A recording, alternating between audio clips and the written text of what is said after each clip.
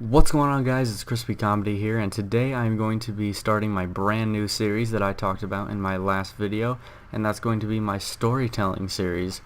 And in this series I'm going to be telling stories about stuff that has happened in my life before, and they can either be funny or embarrassing, but as long as they make people laugh, then that's all I care about. So let's get right into the first story on Storytime. Also, if you guys have like another name for this series, then go ahead and drop it in the comment section below, and your comment may be the new title for the Storytime series, because I don't want to call it Storytime, because I feel like I'm a teacher at an elementary school saying, "Alright kids, it's story time." But anyways, let's get into the first story. So this story takes place roughly 2 weeks ago, and I was staying at my sister's house because my parents were in California. And one day, I think this was the last day I was going to be here before I could actually go home, and my sister was going to take us to go swimming at someone's house, but before we went, she had to go to one of her therapy sessions, and so we were heading over there, and right after therapy, she said we were going to go swimming. So she took all of her kids with her, and I was with her too. And she was wearing like this Polaroid shirt that has like the rainbow on it, and we stopped for gas. I think it was right around the corner from the therapy place, and she told me to watch the gas pump while she went inside to go grab a drink. And she said when she walked up to the front to the doors, and she was ready to pull back the doors to get inside the store, this guy stops her and says, "Can I kiss you?" And my sister, instead of being like, no, sorry, you can't do that, and she just said no, like a straight up no. And then the guy said, he was like, no, I meant like, because I really like your shirt. And he thought it was one of those gay pride shirts. And this was right after the Orlando tragedy with the 50 people in the nightclub. And he thought she was wearing it for that. But it was just a Polaroid shirt, for the camera company. So they chatted for a while, and she learned his whole story and stuff like that. I'm not going to go into that. But then we were done at the gas station. Put the gas pump back. She got her drink, and then we went right around the corner to her therapy place. And she told me that, if you and the kids don't want to wait in the waiting room while I go in here, then you can take them over to Taco Bell and maybe get something to eat. And I was like, heck yes, let's go to Taco Bell. And she gave us the money, and we walked over there. And I see the guy who was talking to her at the gas station, but this time he's staring at me. Like, he's legitimately, like, staring into my soul, like he is about to, like, rip my heart out. And I couldn't tell if he was, like, angry or not, but it was really hard to get a read on him, but he just kept staring at me, and it started to make me feel uncomfortable. Like, I was about to be like, kids, we're about to bolt out of here. Run as fast as you can. But we just stayed there because, it was a pretty crowded Taco Bell, so we were just like, alright, we'll be fine in here.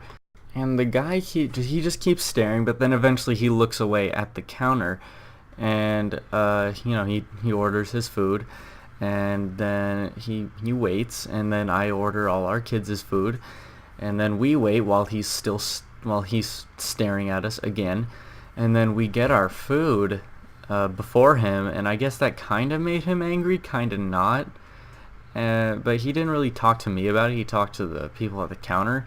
He was like, I've been waiting here for kind of a while, and I'm waiting for my food, and they got it before me. And he was like, I'm sorry, sir, that's unfortunate, but I don't have control over that. There's people in the back. So we get our food, and we're sitting down, and we're starting to eat. And I think he talked to my littlest nephew at first. He was 4. He's 4, and I forgot what he said to him. But at first, it was kind of creepy. But then, like, he gave my nephew a high five. And the weird thing about this guy is that he would ask for high fives from my nephews, and they would high five him. And right after, he would like shake his hand like he got hurt, and then he would yell at them, "Stop it!" And I was like, dude, you asked them to give you a high five. Why are you telling him to stop? But I just went along with it. I was like, okay. And my niece, she looked at me like, she's like, yeah, I know this guy's kind of weird. And I'm looking at her like, yeah, he is kind of weird. And then he told me the thing about his friends in Orlando who were caught in that shooting, and I said, "Oh, it's all right, man," and he was like, "Yeah, I know," and he was okay for a minute, and then my other nephew, I can't remember. There's like four of them. I can't remember, but I think he is 9. He's in 3rd grade, and he's not a big talker. He's not a very big talker, and the guy looks at him and he tries to give him a high five, and my nephew, he likes to keep to himself, so he just kind of sat there and didn't high five him, and that made the guy kind of get a little angry at him, and it got weird because the guy, he said to my nephew, "You don't say this to a kid. You don't say this to a kid." He said to him, "I'm gonna cut your head off, boy."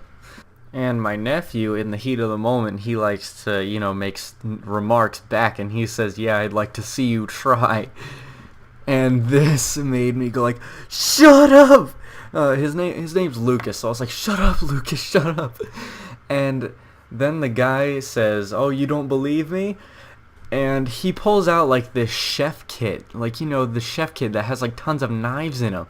And at this point, I'm pulling on my nephew's arms, and I'm saying, "Okay, we are getting ready to leave." And the guy was like struggling to open it up, and I said, "Okay, sir, you can't open that up in here." And he stopped trying to open it, and he said, "All right." And he put it away, and I was like, "What?" I was like, "What is going on?" And then he tries to give my nephew Lucas a high five again, and he doesn't give him a high five again. And then he says, "I'm about to whoop your ass, boy." And I was like, "Sorry," I was like, "Dude, you can't threaten children like that, especially my nephews." And he was like, "I'm sorry, but he's being disrespectful." And I was like, I'll agree that he should be nice and give you a high five that you want, but you don't threaten children when they don't give you what you want. You just don't do those things. But then he started to kind of simmer down, and we started actually like talking, and he was an okay guy. Like, he seemed like he was pretty okay. And then he like pulls out his phone, and I guess that triggers my little nephew, who's like 4 years old, to say to the guy, I don't even know what made him say this to the guy, but my nephew says, "You can take a picture of me." And I was like, "No, you're not doing that." And luckily the guy says, "Oh, well, my phone battery's dead, so I can't do that." And then he looks at me and he says, "Well, how about you take a picture of him and you send it to my phone?" And I was like, I'm not going to do that. I'm not going to do that. And I actually said that. I said, "Sir, I'm not going to do that." And he says, "All right." And there was one phrase that he kept saying, like, I think my niece counted that he said this 10 times. He said this probably every 5 minutes. "It's my Friday, and I gotta go home. I'm tired." And then he would give me like a high five, and then he would like lock hands, and then he would just stay there again. 5 minutes later, "It's my Friday. I gotta go home." And I was like, "Okay, dude, well, go home then." If you keep talking about it. And he had his food. He had his food by now. And 5 minutes later, "It's my Friday, man. I gotta go home. I'm tired." It's like, then go. If you're tired, then go. Nobody's stopping you. But the guy did seem pretty nice. He seemed like he would be a nice guy. And then he said, "It's my Friday. I gotta go home." It's like, then go. But I didn't tell him. I didn't say like, go. But I was just like, "Oh, well, if you're tired, man, then you should probably go and get some sleep." And he was like, "Yeah, I probably should." And then he said goodbye to us at least like 5 times, and I think the 5th time he actually left. And each time he said goodbye, he would kiss my nephews on the head. And it's just like, okay, that's enough. But eventually he did leave, and my nephews, by this time the kids were feeling very uncomfortable around him, which I couldn't blame them. The fact that he threatened my nephew to cut his head off and to whoop him, and it was just a weird experience for them that I don't think that they needed to be around. It wasn't a situation that they needed to be around. You know, the fact that this guy, I couldn't tell if he was homeless or not, but I don't think he was. And, you know, just having this random guy walk up to you and say, I'm gonna cut your head off, boy, or I'm gonna whoop your ass, boy, that's just something that kids don't need to hear, dude. And I even told him that.